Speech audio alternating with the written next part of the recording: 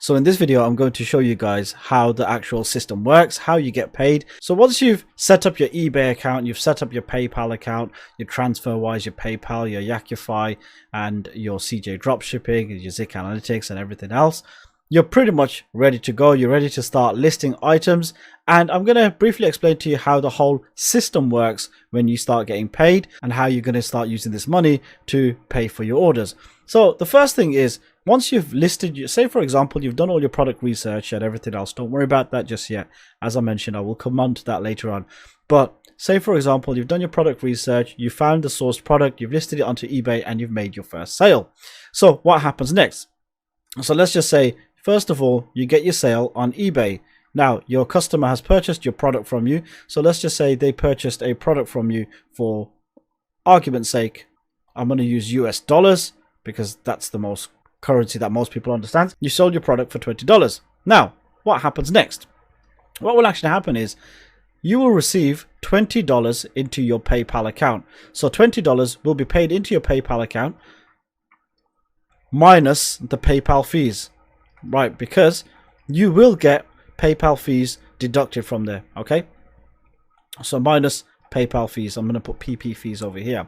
So remember this. So once you make the sale, you're not going, for example, if it's $20, you're not going to get the full $20 paid into your PayPal account because PayPal will take their fees. However, there will be eBay fees that will be applicable to this sale as well. Now, with eBay fees, you need to understand that they do not deduct it straight away.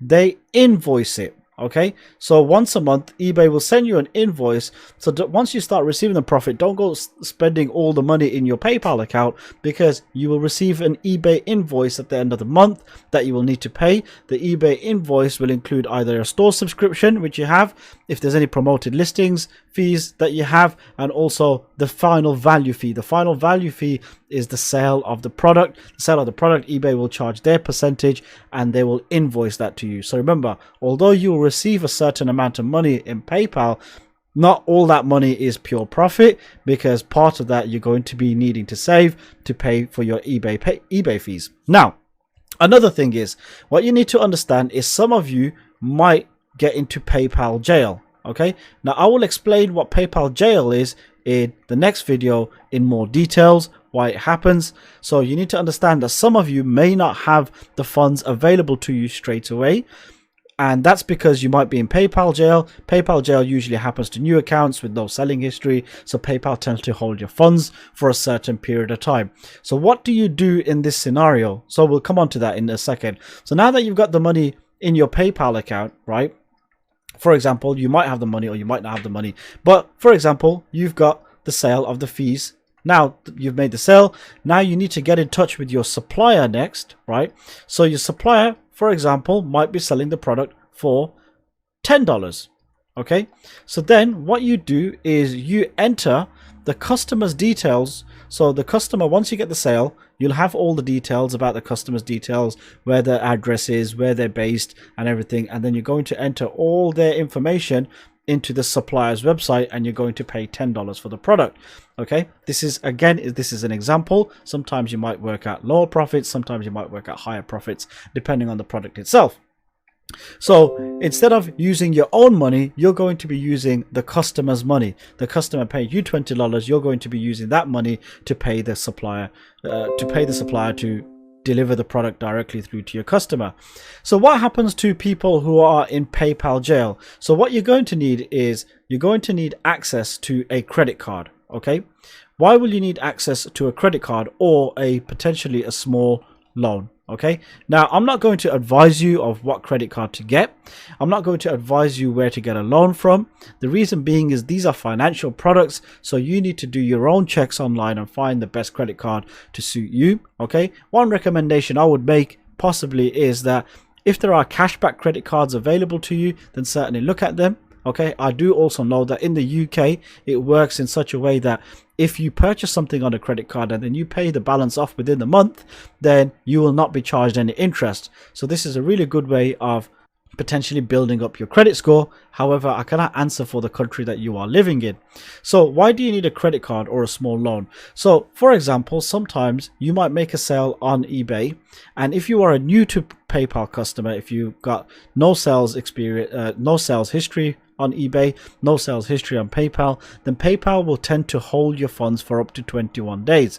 So if PayPal are holding your funds for up to 21 days, then you need temporary funds to fulfill this order. So this is why a credit card or a small loan comes in. Or if you've got your own funds, absolutely fantastic, then use your own funds. But don't forget that after 21 days, right, PayPal will release the funds. As long as there's no problems with the service, as long as there's no problem with the information that you provided, as long as there's no problems with the order, then PayPal should release the funds after 21 days. So if you've used a credit card, once PayPal release the funds, you can then use that money to pay off your credit card. If you borrowed some money off someone or a friend or family, or you took out a small loan, then you can start potentially paying back into that loan. Or if you've got your own funds, your own savings available, then absolutely you can start paying back into your savings account. But in this scenario, for argument's sake, let's just say you are not in PayPal jail and you used the funds in your PayPal account, or you used a credit card, and then you're going to make that purchase for $10, and then enter your customer's details, your customer's name, your customer's address, and you're going to have the item delivered directly through to the customer that made that purchase back on eBay. Now, once your supplier, either Yakify or CJ Dropshipping, once they process the order, they're going to go ahead and process the order for you. Then they're going to give you some tracking information. Once they give you the tracking information, you can add that tracking information onto eBay, and then that way your customer will get notified that tracking has been added, and they're going to be able to track the order, which is a fantastic way of keeping your customer up to date of exactly what is happening with their purchase. Now, in the next video, I'm going to go over PayPal jail in more detail. So you're going to understand why PayPal jail happens, what you can do to get your account out of PayPal jail, because it's not a permanent thing. For you guys, that you need to know that PayPal jail is not a permanent thing, and it's only temporary on new accounts. So eventually, once you get out of PayPal jail, then you will always have immediate access to your PayPal funds, immediate access to your sales, and then you no longer have to worry about using a credit card or using your own money to make these purchases. Let's go over to the next video.